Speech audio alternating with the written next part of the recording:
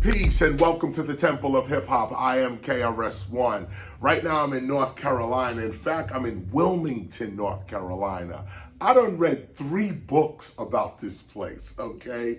Wilmington, North Carolina, sometime around 1865, actually 1862.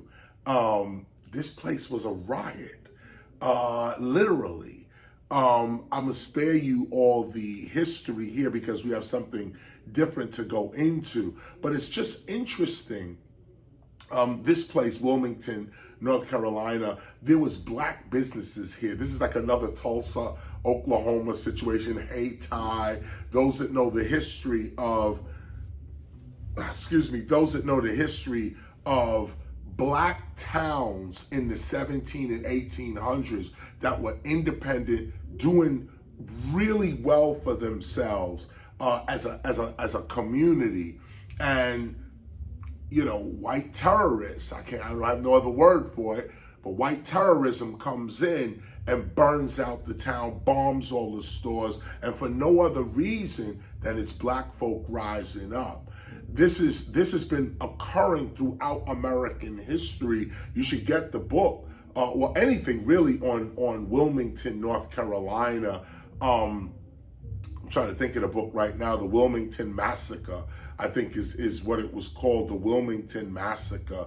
But there's several books on this. I have 3 of them myself, as a matter of fact. I didn't realize I was coming to Wilmington, North Carolina until the very last moment. It snapped in my mind. I'm like, oh, I'm doing all these shows, and I didn't realize the historical part, the scholar part had to kick in. And I realized I'm in Wilmington, North Carolina. Really a historic place here in terms of black history, American history as well. So, you was getting ready to say? Oh, no. Okay. Huh? This is Wilmington's Lie. That's another book. This is another one. The Wilmington. You got that one? Yeah, I got that one as well. The Wilmington Lie, because they also tried to cover it up. This was one of the first. Just to give you a little background. So here in Wilmington, they had elected officials, businesses, courts, precincts, hospitals, schools, everything. And several of these cities existed in the United States. Black-owned towns and townships that are ran predominantly by black people for the betterment of black people. Same thing with Native Americans. White people had the same thing. Everybody was looking to do good by their people in the United States. Now, of course, you know, this is when segregation was the law of the land, and it was really do for yourself. It wasn't segregation like you stay out and you stay out. It was really an economic situation where we're going to have this over here for ourselves, and this leads to generational wealth, this leads to inheritance, this leads to all of that. In the end, white terrorism comes in and destroys, wipes out these prosperous black cities, and then covers it up and lies about it in American history, in the school books. There's people who are from Wilmington, North Carolina, who were upset when they first heard the story. Some of the authors of these books, the reason they wrote the book was they said, I was born and raised in Wilmington and never even heard of this story. And it's so important how even the government of Wilmington was overthrown for Wilmington to be what it is right now. So I'm here doing the last of 3 dates. Wilmington, North Carolina is the last one. We did 2 dates in Virginia 2 days, the day before yesterday, and so on. By the time you get this, it'll be my birthday. And like I always say, on your birthday, you didn't do no work. So you really give the praise to your mother. So I give the praise to my moms, give the praise to those who came before me to make me who I am. My father, wherever he may be, my grandfather, great-grandmother, grandmother, etc. All of the circumstances that made me who I am, all of the situations that had to occur for my mother and father and anybody else to even come together to even make me, I acknowledge that. So today is my birthday in that sense. I think I turned 58 I feel like I'm 28, and I'm getting ready to rip this show real quick. Ain't nothing really changed for me. It's been about 35 years. It's been great years. I can't complain. Yes, it was hard. Yes, some people tried to front. Yes, indeed, we had to rise above the onslaught of challenges that came our way. But as you can see, we are standing. And that's what it is. I'll shout out Elton John. I'm still standing. Yeah, yeah, yeah, yeah. And so I'm getting ready to go do this show real quick. This is the Temple of Hip Hop. For those who just tuned in, this is the Temple of Hip Hop. I am KRS-ONE. I'm here with G Simone. I'm here with Sun One. I'm even here with Mad Lion and Erica Payne from Virginia. We're all and Tim Terra as well. Here as well. We are here in North Carolina doing this show with Kane, Big Daddy Kane, Dougie Fresh, Slick Rick, and a whole host of others. Shout out to Roxanne Shante, saw her the other day as well. We're here doing this, and what's so interesting, I'll point this out before we take our first break, because I gotta go do this show and then I'll come back and we'll continue this. But KRS-ONE is opening the show. I'm opening the show. Now get this. This same show that we're on right now, I've been headlining this show for as long as we've been doing them. 5 years, something like that. Everyone knows KRS-ONE is the culture's headliner. I've been in that position for a minute. But I started complaining about it too, because it's whack. Just so you know, when you are the headliner, it's more likely that your time is going to get cut. My time is always cut. I'm supposed to do 30 minutes, they cut me down to 15. I'm supposed to do an hour, they cut me down to 30. Because as the show goes down, people go over time, things happen. So the headliner hardly ever gets their full show or their full time, unless of course it's the headliner's show. But on shows like this, where everybody's a headliner, really? The one who goes on last in these shows usually gets your time cut. Then on top of that, the sound, you're the last one on. So you would think the sound would have got better. Nah, toward the evening, the sound gets worse. This was plugging in something, plug out of something. The sound man got to look at this. They can't look at that. This is going on. Mics are dull now. Did you put the battery in the mic? By the time you get to the headline, you got to ask all these questions and make sure you bring the party back up. Third point, the crowd is tired. Now everybody's tired and like wore out already. Now here you come, and now with your last bit of energy to suck out the crowd. This is why I was complaining about being a headliner in that situation. The energy that I bring to the stage is an opening position or a middle position. We bring in the heat. So now I'm in a situation where either I decreed it with my mouth or somebody in production just wanna, I don't know, because these shows too are Live Nation shows too. Well, not all of them. I think this one we're doing right now is a Live Nation show. So I don't know, somebody sabotaging, somebody looking to say, because we just crushed Brooklyn, just crushed the Bronx, just crushed Harlem. What just went down in Crotona Park. It was sick, nigga. Shout out to everybody who was part of that. But now to come to North Carolina, and I get put in the opening position before Kane, before everybody. I'm opening the show. I'm going to open the show. Now, of course, I'm not complaining about this at all, okay? I love this. I wish I could open up more often. And what we did yesterday, we almost got an encore yesterday. It got so savage in that building. It was sickening, okay? But I was able to do my full show. I had the crowd fresh, and I'm about to do it again right now. So this is KRS. You're tuned into the Temple of Hip Hop, and Oh, remember, the Temple of Hip Hop is a ministry, archive, school, society. We believe that to preserve hip hop, you got to preserve hip hoppers. So what we do is we get out here on these stages and we edutain the public. We remind them that they are divine. We remind them that they are hip hop and that hip hop is of God and of the universe and of nature. You got to know this to yourself. Nobody's going to tell you you are divine. You got to know that for yourself. No one's going to tell you when you've won over them. You got to have the evidence of that for yourself. And that's the ministry. That's the good news. That's the gospel. I'm going to be back in a minute, y'all. Let me go do this show, rip these people, and I'll come right back. Peace. You can do anything with your mind now.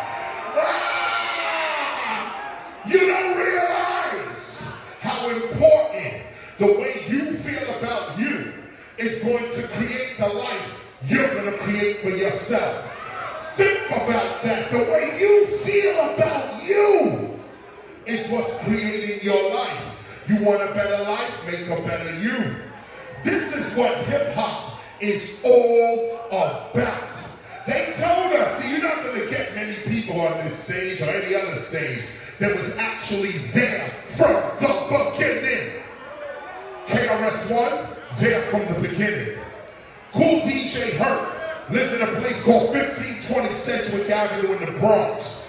In 1973, his sister, Cindy, wanted to throw a back-to-school jam so she could get some fly gear and go back to school. So they had a community center in the 1520 building, and they threw the first party in the community center. In that community center, Cool DJ Herc started playing the breaks of records, meaning he wouldn't just put the record on and let the record play. He would go right to the instrumental part of the record called the break. And when he just went there, he kept making the break repeat itself. Back, forth, back, forth, back, forth. This he called the merry-go-round. Cool DJ Herc gets the credit because he's the first b-boy, graffiti writer, DJ, and MC to unite our culture in 1973.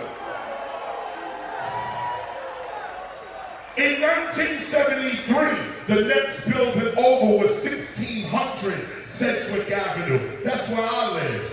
Others lived up on Grand Concourse, University Ave, Undercliff Ave.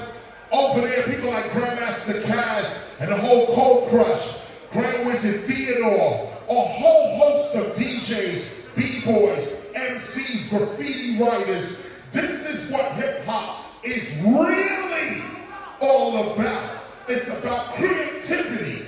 It wasn't about the Bronx. The Bronx never fucking changed. When I was 8 years old, the Bronx was a corrupt, poverty-stricken, burnt-out place. This was our neighborhood.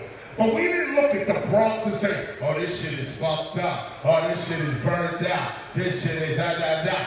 We was 8 years old. We said, yo, I'm fresh.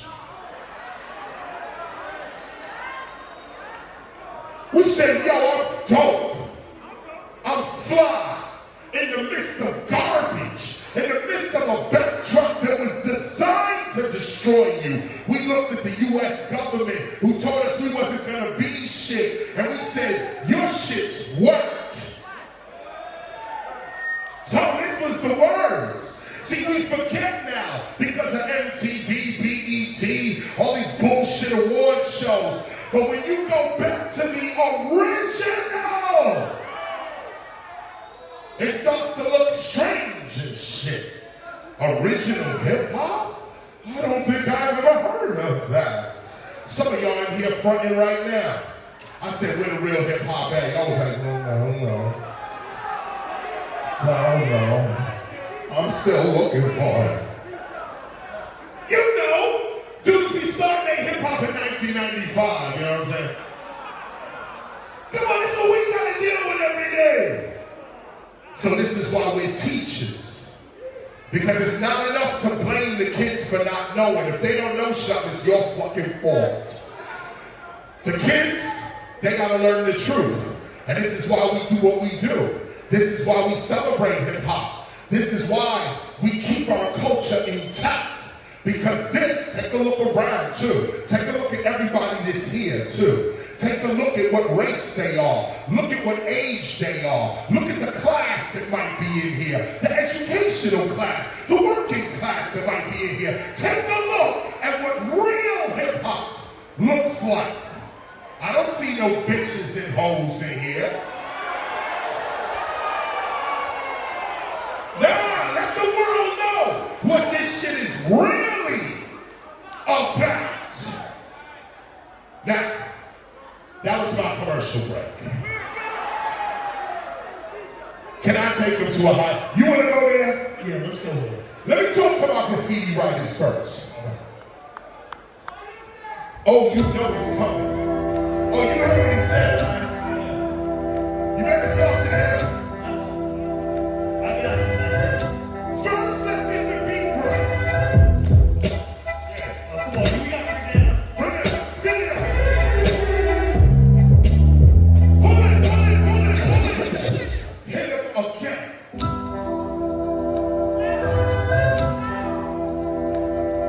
First, get the beat right.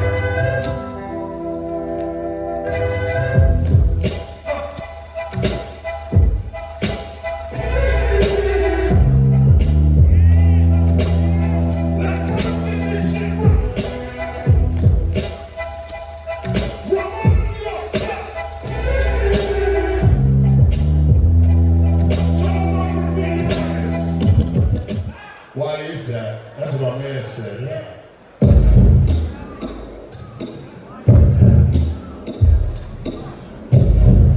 Yeah, just stay seated. Open your mind and listen, y'all. I believe that if you're teaching history, deal with straight up facts, no mystery. Teach the student what needs to be taught. Because black and white kids, we both take shorts. When one remember for other one's culture, ignorance swoops down like a vulture. You don't know, you ain't just a janitor. No one told you about Benjamin Franklin. A brilliant black man that invented the almanac. Can't you see what KRS is coming at? When he got Whitney, Holy Selassie. Granville Woods made the walkies. Lucas Lattimore improved on Edison. Charles Drew did a lot for medicine. Calvin Morgan made the traffic light. Harriet Tubman freaking slaves and got C.J. Walker made the straight and cold. But you won't know this if you want to show. My point, I'm getting that it might be harsh. It's we walking around brainwashed. What I'm saying? It's not to diss a man. We need a 2023 school system. One that caters to a black return because you must get it right. That music is dull, man. Put some highs in it. In the house, put the highs in. I want to see my vocals rising.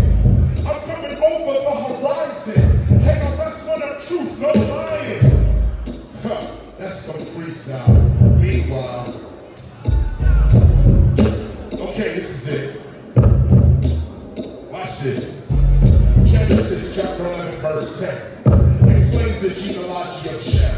Shem was a black man in Africa. If you repeat this back, they can't laugh at you. Genesis 14, verse 13. Abraham steps on the scene. Being a descendant of Shem, which is a fact, means Abraham too was Abraham, born in the city of a black man, called Nimrod, grandson of Ham. Ham had 4 sons. One was named Cain. Here, let me do some explaining. Abraham was the father of Isaac. Isaac was the father of Jacob. Jacob had 12 sons, for real. And these were the children of Israel. According to Genesis chapter 10, Egyptians descended from Ham. 600 years later, my brothers, read up. Moses is born in Egypt. And this era black Egyptians weren't right. They enslaved black Cushites. He had to be of the black race because he spent 40 years in Pharaoh's place. He passed as the Pharaoh's grandson, so he had to look just like him. Yes, my brothers and sisters, take this here song, go and correct the wrong. The information we get today is just whack, but ask yourself, Yeah. I'm gonna point it out with you. You can go to the goons. I'm about to shake the whole room. My skills are coming soon. No, they not. They right here, like boom. Right. Stay seated, please.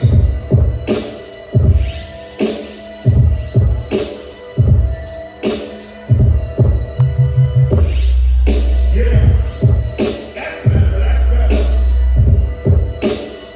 Turn it down real low. Real low. What I spit is the metaphysical.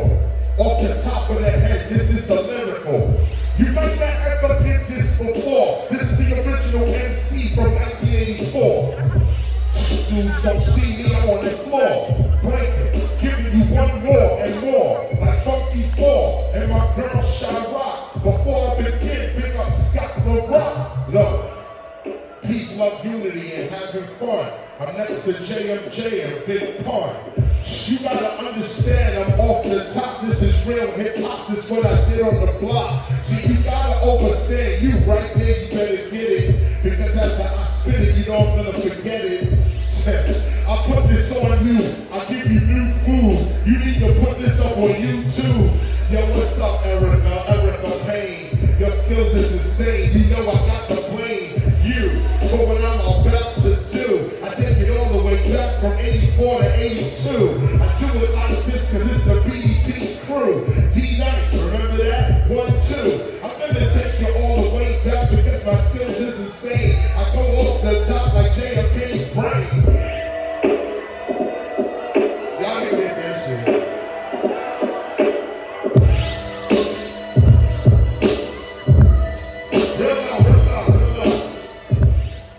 The reason I want you to sit is so you can get the lyric. You can get the lyric live in your spirit. So you can see an MC, that bullshit clearing off your heart. Don't do that part, this is the art. I come from the beginning because I was there from the start. See, you gotta understand this is all off the top. You better record that shit. It's real hip hop. Let me show you how it go. This is how to do it with my last 10 minutes, y'all. I told you, this is the metaphysical. You'll turn it down real low, give them that lyrical. Right now you see it two of me. I'm about to take you to that other poetry. See, KRS-ONE, I freestyle rhyme. But what I'm trying to say is you are outside of time. You are outside of time and space. Right now you're looking at my physical face. See, right now there's a physical me. This is the physical me, the me that you can see. But this me is not the loser me. What I'm talking about now is the future me.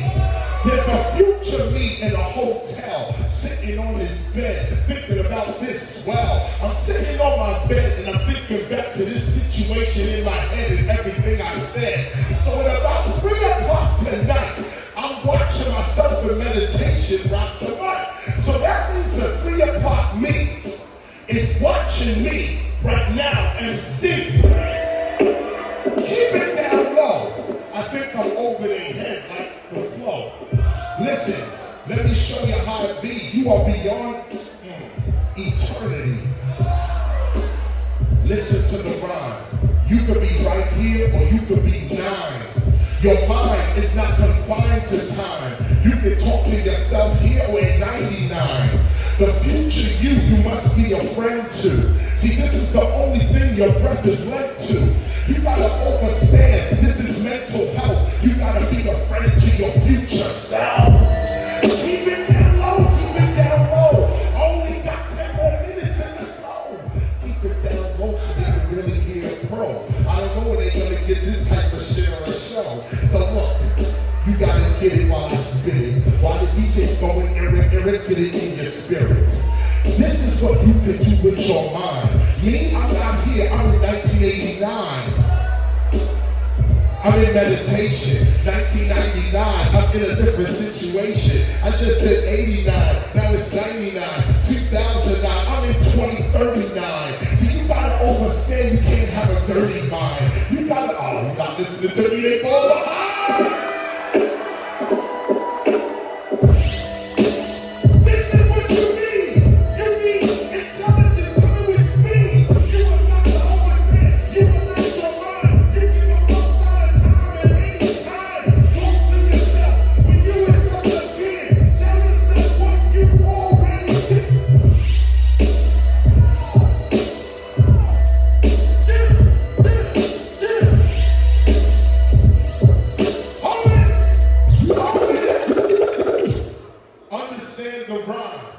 Your mind is outside of time. You could be ahead or you could be behind. You can talk to yourself at 99 or at 9. When you go home tonight, it's not too late. You can go into meditation and see yourself at 8. See yourself at 8. And when you see yourself at 8, turn to yourself and say, you're going to be great.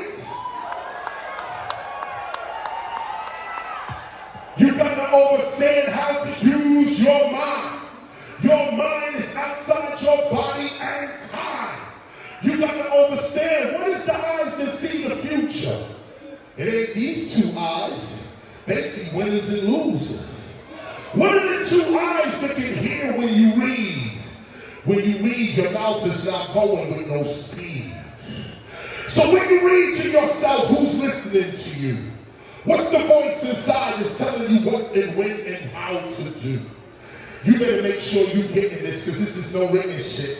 I told my dude over here, I'm saying it and I'm forgetting it. But I want to make y'all understand, because tomorrow's my birthday. I turned 58.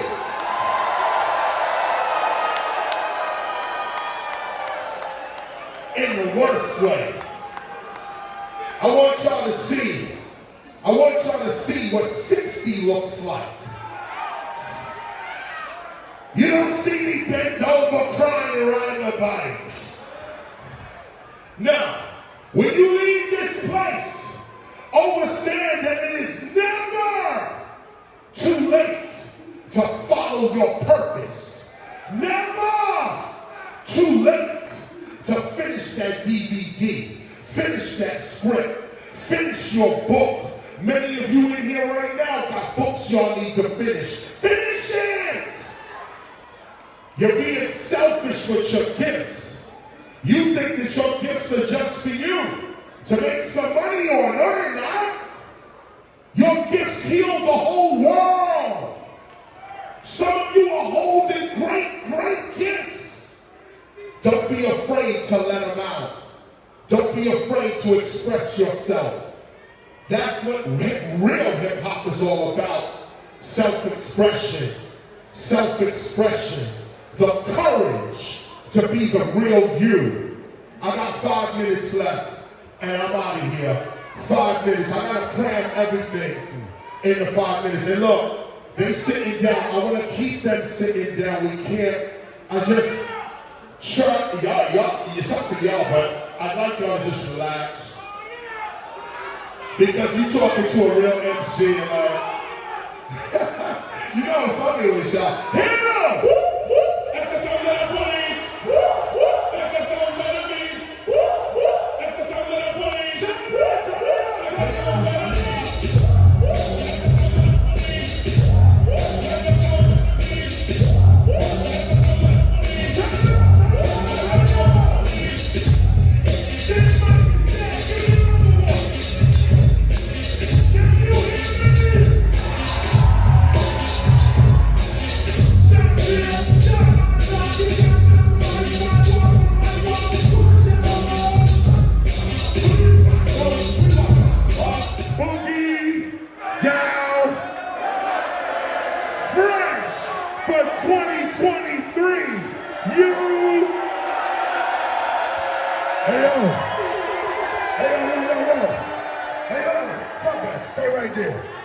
Don't move. Don't blood clot move. Hey yo, August 16th was my birthday. The 20th is KRS' birthday. Tomorrow, I want everybody in here, help me sing my brethren happy birthday, yeah? Let's get it. Happy birthday to you. Happy birthday to you. Happy birthday to you. Happy birthday to you. Smoke guns on anymore. Roll. The show now begins. Yo, what's up? Big Daddy Kane. He's getting ready to go on right now. 50th anniversary. What does it mean to you? It means that, you know, living proof, you know. I mean, something that everybody thought was just, you know, a passing phase, wasn't gonna last. They said it wasn't real music. Now here we are, 50 years later, not only lasting, but all the other genres have to incorporate it into it for them to have successful records, you know. So, I mean, that shows the power of hip-hop right there. You got a show to do right now. Peace to the God. Peace. You already know. I'll catch up with you. Keep that on. Let's go this way. But wait. Come up to the dressing room. Okay. So you got my book? Yeah, yeah, I have it. I need your book, man. Oh, you gotta get it. I got to get it, man. Gospel of hip hop. Amazon. Amazon? Yeah, it's on What's Amazon. up, man? Great show, bro. All right. Love you all day. Love you too, man.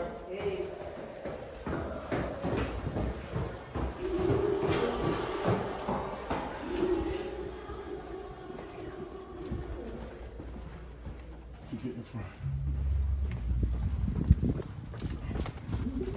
Okay. That was the show. And that was my man Kane on the way in. As I'm going out, as you can see, Dougie Fresh is here. That's his dressing room. It's Rakim. It's his dressing room. And of course, I'm down here. Yep. Of course, that's KRS. There's Kane. That's where he just came from. We in here like this. Wow, you just wait. Okay. All right. All right. Thank you. All right, so, woo. Let me get a water first. Oh no, all of these is whack. Oh, we gotta go downstairs and get it. All right, we'll go down and get some. So look, this is me right off the stage, fresh off the stage. Now look, let me get to the edge of the seat here. Woo, this is exhilarating.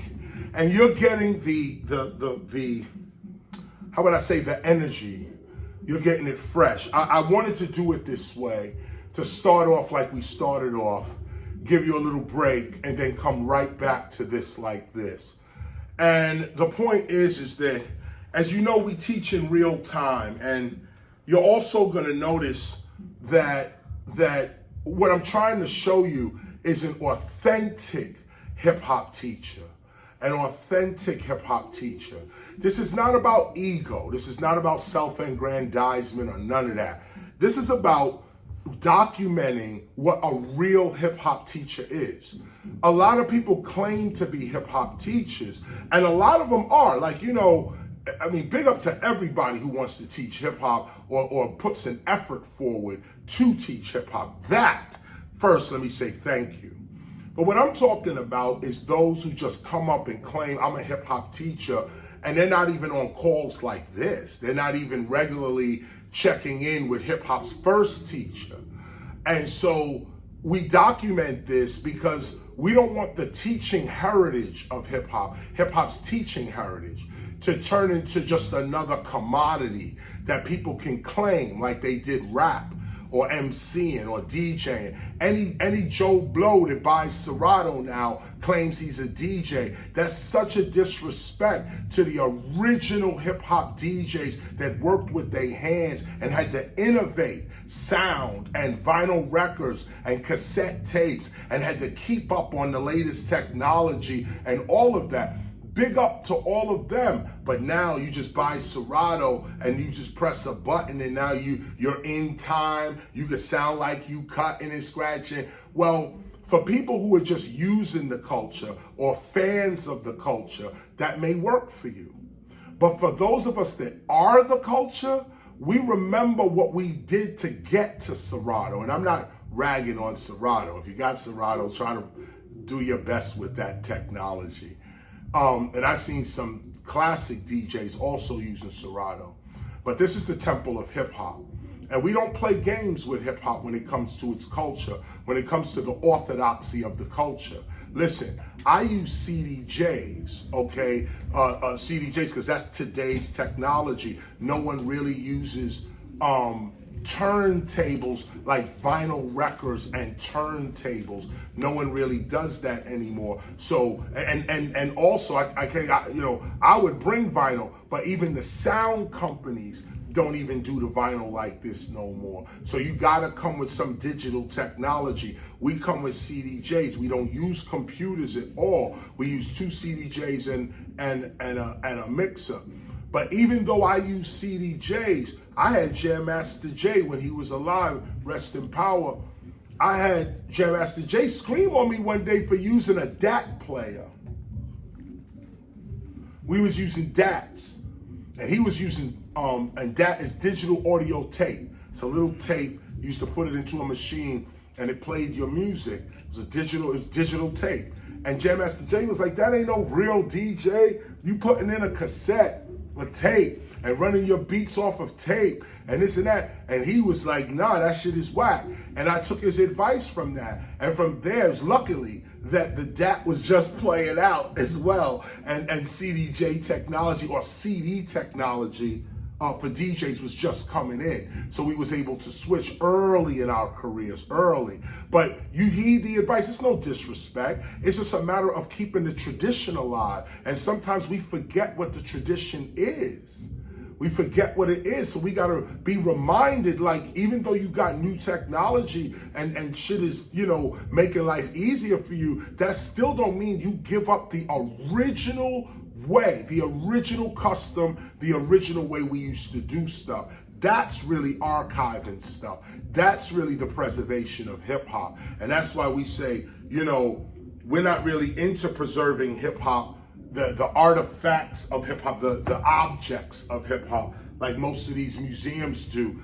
They want to preserve the material objects of hip hop, or present to you the material objects of hip hop. That's why we are a temple for hip hop, because in addition to material objects, we also want to preserve customs, techniques, ways of doing things. We want to remember things, remember our original history, and repeat it as ritual. That's what we're here for. So let me swig this water and we'll get to today's lesson. Okay, we have returned. Big Daddy Kane is on right now, ripping them down, and the show continues. I'm gonna start with the lesson today, and you know, it's interesting. I just opened up. I started the whole show and I loved it. I need to do more opening positions. Big up to you, Red Man, because I know you almost cursed me, actually, with having to go on last every time for the rest of my life. But I think I got freed tonight in North Carolina, and out of all places, in Wilmington, North Carolina. This is wonderful. So I'm back, and we're gonna start reading. You know, it's a wonderful thing to be hip hop. That's all I gotta say, is that, you know, I can't think of another life. I can't think of another profession even that is as rewarding as this one, as any of our elements are. I just can't think of anything more rewarding. Look at me, I'm sweating. Today's my birthday. I'm 58 years old. Like I said, I'm hopping around. Look, and now we're about to start this lesson. And you know what this lesson is about? It's about money, okay? And the reason this lesson, it's really about wealth, but it's actually about money. And I want to talk to you about this. This is the wealth section of the Gospel of Hip Hop. You know the H-Law, Health, Love, Awareness, and Wealth. We're reading the wealth section. I advise you always to read the whole section. I'm reading just this piece right here. I'm going to read through a couple of pages, but I think somebody needs to hear this right now. This is about wealth, and it's about success. And the reason I'm reading this is because we just came off of a phenomenal week. August 10th, 11th, 12th, and 13th was just absolutely blazing, okay? We did our thing, and what was interesting was as we started to tally up the receipts, I knew what we were spending.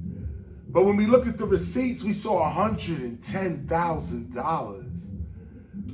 I'm like, where did 110 G's, where did it go? And then you see flights and hotels and this and that. And I say, wow, you know, it's interesting. We just went through $100,000 to throw just one of the parties, as a matter of fact, the Bronx one.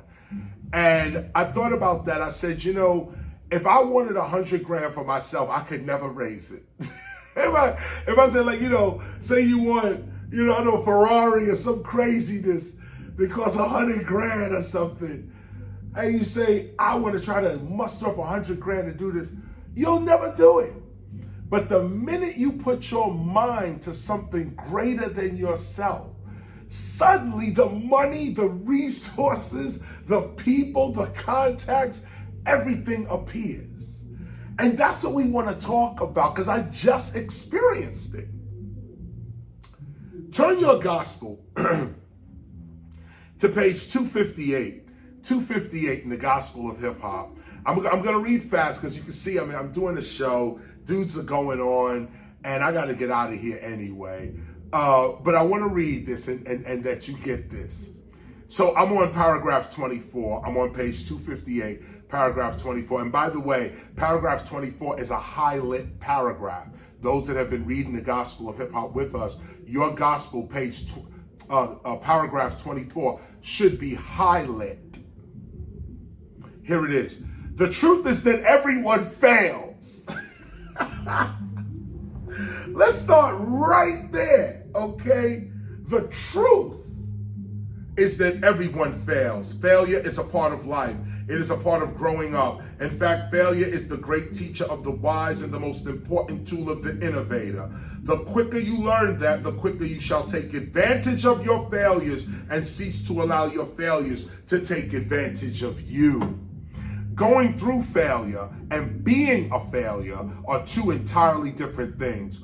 No one can be called a failure if they continue to try. It is only when you give up and cease to grow that you have truly failed. Imagine the amount of failure we had to endure just to write this gospel and establish our temple. This is why I want to read this to you real quick, because we're teaching in real time. The Temple of Hip Hop is now located at 55 Ludlow Street. This was a dream. This was a vision, and it was a dream in your time.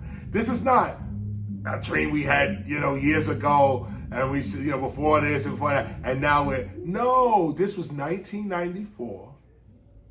Kool Herc said, yo, we need a place that is hip hop. I wrote it down as part of everything else we was gonna do. 30 years later, 2024, we're going to open the Temple of Hip Hop for courses and classes, and it'll be open for the rest of our lives. This was a dream. What did Biggie say? It was all a dream. I used to read Word Up magazine, Salt and Pepper and Heavy D up in the limousine. It was all a dream. We used to look at the Museum of Natural History. It was all a dream. We used to look at the Rock and Roll Hall of Fame. Yeah, it was all a dream. Where we used to say, I'm the first to pass the MC test. Or like my man Kane said, I'm invincible. Oh, fuck it. The Kane he said, if rap was a school, I'd be the principal. Oh, fuck it. The Kane is invincible. He on stage right now. Okay, prophecy rolling out. We all talked about this MC school. All of us. And now the Temple of Hip Hop rises as the MC school. But here's what we want to teach. Imagine the amount of failure we had to endure. These are the key words. Failure and endure. Imagine the amount of failure we had to endure just to write this gospel and establish our temple. No, it was not easy. But had we given up,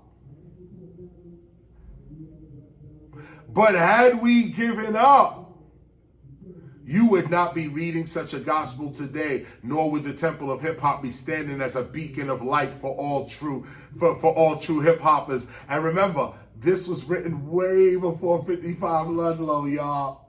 Way before. What you need to do is get a journal and write your future in it. Did you hear me? Get a journal and write your future in it. Know this, the road to riches is paved with one failure after another, one disappointment after another, one ripoff after another. Do not be discouraged.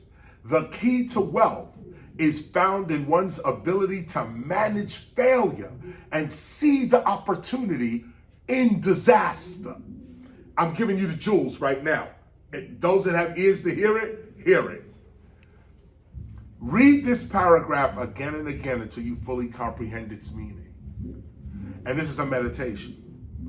Even in the midst of non-supportive people, mistrust, criticism, envy, greed, and even your own personal failures, you must press on. Never give in to the immaturity that surrounds you, simply planned around it. And remember, don't take it personal. Always take the high road, such as the essence of business success. You cannot give disorganization and expect to be organized. You cannot give them a nasty attitude and expect to attract pleasant customers and consumers, business partners, investors, etc. You cannot have a poverty consciousness and expect to attract wealth. These are called the laws of attraction. You attract to yourself exactly who you are inside. Although hip hoppers are advised to save their money, you cannot hoard your money and resources and expect to attract more money and resources. You cannot cheat people and expect not to be cheated. The Temple of Hip Hop encourages its members to always remain fair in all business transactions and competitions.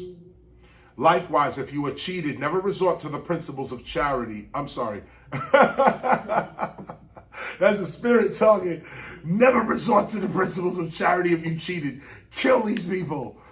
No, that's not what the gospel says. That's my own evil. The gospel says, likewise, if you are cheated, resort to the principles of charity instead of revenge, so that you do not harm yourself or pass on such actions to others. That's mastery of oneself too. That's mastery of one's emotions. Look at this. If you were cheated, call it charity. I've had this done to me in my life so many times, especially with the album Criminal Minded. Some of the people who really ripped me off with that album came back later in life asking for forgiveness. And you feel a certain thing. I can't explain it, but it's like to be in that situation where a person is asking for forgiveness and they totally wronged you and you could never get back what was wrong. But in that moment right there, you could cause peace for both of you. And some people, some people don't do it. They say, no, what you did is inexcusable and unforgivable. And so you both live with that. But luckily for me, I haven't had any hard tragedy in my life that required, an unforgiving heart. I thank God for that. That, most of the things, the transgressions against me were light, money, contracts, somebody steals something, something like that, like that. But it's difficult sometimes to forgive, and that I understand. That's why I go slowly with this. We're reading, but you got to act this stuff out, and it's not how they say, it's easier said than done. So it's easier read than actually acted out. But I did want to go slow with this. Revenge, deceit, and hostility in the long run only destroy and or hinder your ability to succeed. That's why you got to flash that forgiveness quick. You got to put that mercy down quick. You got to put that charity down quick when you're being stolen from or disrespected or something to that effect. You're really protecting yourself. If you wish to be successful, help someone else become successful, even your competitors. This is a divine performance. The best way to attract opportunity is through charity. Everyone needs help, even your competitors. Therefore, give of yourself. Advertise your superior skill openly and freely. By empowering others, you empower yourself. The principles of wealth also rest in the mastery of a specific skill that is in demand. Basically, it makes no sense to devote your time to the comprehension of a skill that in years to come will not be in demand. The principles of wealth, in terms of money, rest in your ability to learn from the needs of the past, know the needs of the present, and predict the needs of the future. Know this. If money is your ultimate goal, you shall never achieve it. Again, if money is your ultimate goal, you shall never achieve it. With any goal, it is important to reach beyond what you want so that you are sure to pick up the specific thing you want along the way. By setting a higher goal than the one that you truly desire, you will achieve all mediocre goals along the way. And this is what I mean about spending $100,000. Money is always a mediocre goal when compared to peace of mind. Money can always be collected along the way. See, the goal was not 100 grand. The goal was, let's put hip hop on the block of 1520 Sedgwick Avenue. Let's have a concert that the people of the Bronx will never forget. That's what the goal was. But to get to that goal, now you need a bag of money.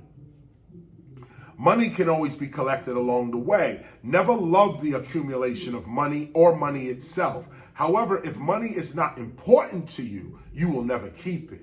If you want money, you must get serious about acquiring and keeping money. If money is what you want, advertise the mastery of your skill. Give portions of your skill away for free. Others will be sure to pay for it once they've seen the benefit of it. The Temple of Hip Hop suggests seeking the personality of God first, so that all other material possessions can be picked up along the way in peace. If you are serious about acquiring money, seek God. For with God, or rather in the character of God, you shall always have enough money. However, the Temple of Hip Hop further advises its members to seek ways to live with little or no money at all. Different from living in poverty. This is not about living in poverty. Live a simple life. Learn to live according to your means. Extravagance and excessiveness lead to stress and worry. True wealth is not based upon how much one has. True wealth is based upon how much one can do without. Let me read it again. True wealth is not based on how much one has. True wealth is based upon how much one can do without. It is not just about what one possesses, it's more about what one can let go of. For one is content with oneself. For when one is content with oneself, no material loss can ever overwhelm such a person. Self is the ultimate vision. An attuned hip-hopper invested in herself can never really experience loss. She is self-sufficient. She is sufficient unto herself. Self is enough for her or him. If she loses her eye or ear or arm or leg, she makes use of whatever is left, knowing that these things, arms, legs, ears, eyes, etc., as valuable as they are still not as valuable as oneself. Self-sufficiency, or rather the state of being sufficient with only oneself, is one of the truest conditions of real wealth. And this is what hip-hop offers you. This is also why hip-hop's artistic elements are so important to the life of the hip-hopper. Beyond being money makers, hip-hop's artistic elements focus the hip-hopper upon the value of oneself.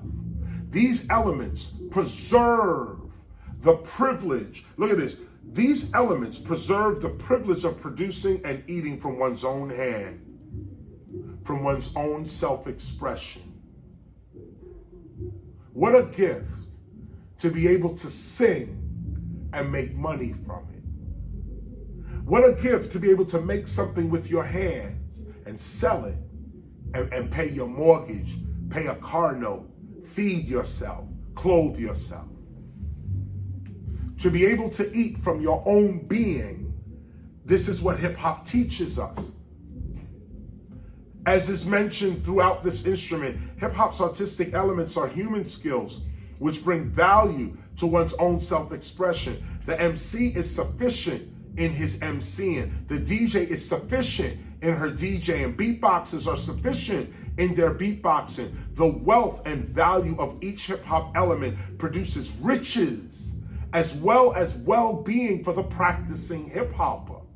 The attuned hip hopper is first content with herself, with her own skill and self-expression. And such contentment produces a wealthy mentality, which then produces money and other valued resources. Self is the true wealth, and from this source comes riches. However, being rich with an abundance of money should only be a preferred condition, not a necessity to one's condition. Yes, we want money, but even without money, we are still content with ourselves. Know this, those who are unhappy with a little will equally be unhappy with a lot. And those who are happy with a little will equally be happy with a lot. Nothing satisfies the one who is not satisfied with a little. Even deeper, nothing satisfies the one who is not first satisfied within himself. Do not allow abundance and large sums of money to trap you. Be grateful for what you already have. Most of the time, it is your lack of money that is actually protecting you from the world as well as from your own ignorance. While practicing hip hop's elements, be content with God. This is important because without hip hop's spiritual sight, hip hop's elements cannot really be productively experienced or accurately taught. Now I want to stop here because this is going into a different lesson. This is the part I want to come back to real quick. This is the piece. Those who are unhappy with a little will be equally unhappy with a lot. And those who are happy with a little will be equally happy with a lot. It's not these material possessions or a bunch of money that makes you happy. It's you that makes you happy. We see this all the time with people with millions of dollars, but they're still unhappy. And we see all the time people with no money having the best time of their lives. Like children that don't know they're poor, just chilling. We got to get back to that state where we're satisfied with ourselves, that no matter what we have or don't have, it doesn't affect what we feel about ourselves, what we know of ourselves. This is what it really is. Big Daddy Kane just got off the stage. I preached through his entire show, which I think is 45 minutes or so. But I just want to say this, and this is an important lesson for us today.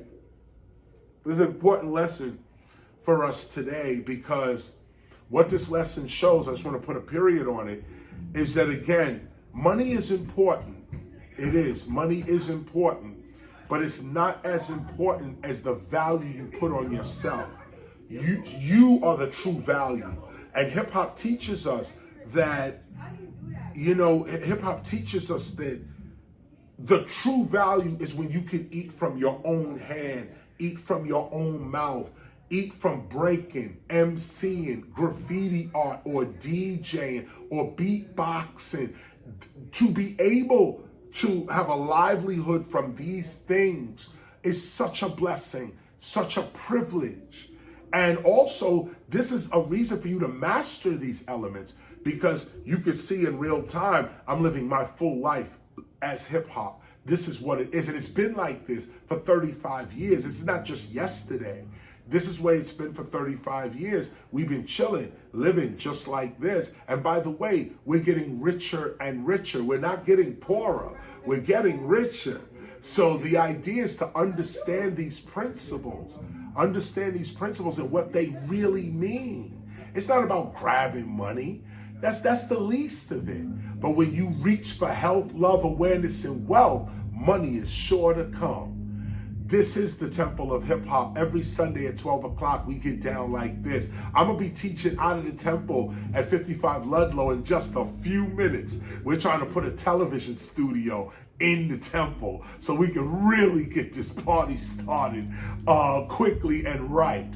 In the meantime, I wish you all health, love, awareness, and wealth, peace, and prosperity. This is the Temple of Hip Hop. I am KRS-ONE. Till next week.